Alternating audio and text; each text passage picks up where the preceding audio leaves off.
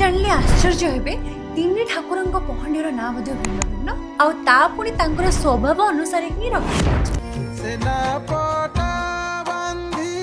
ଆପଣ ତ ଖାଲି ଧାଡ଼ି ପହଣ୍ଡି ଆଉ ଗୋଟି ପହଣ୍ଡି ବିଷୟରେ ଜାଣିଥିବେ।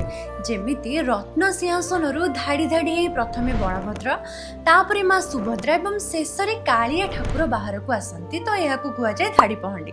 କିନ୍ତୁ ଯେତେବେଳେ ଗୁଣ୍ଡିଚା ମନ୍ଦିର ପାଖରେ ରଥ ପହଞ୍ଚିଯାଏ ସେତେବେଳେ ରଥରୁ ଆଡ଼ପ ମଣ୍ଡପକୁ ଗୋଟି ଗୋଟି ହେଇ ଠାକୁରମାନେ ବିଜେ କରନ୍ତି, ତ ତାହାକୁ କୁହାଯାଏ ଗୋଟି ପହଣ୍ଡି।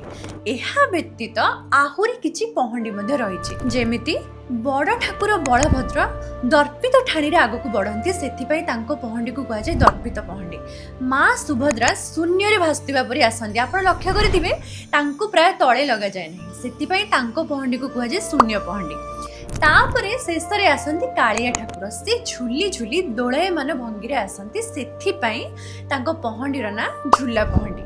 ଆଉ ଶେଷରେ ଆସନ୍ତି ଶ୍ରୀ ସୁଦର୍ଶନ, ସେ ଅତ୍ୟନ୍ତ ଚଞ୍ଚଳ ବେଗରେ ବିଜେ କରନ୍ତି, ସେଥିପାଇଁ ତାଙ୍କ ପହଣ୍ଡିକୁ କୁହାଯାଏ ଉଗ୍ର ପହଣ୍ଡି।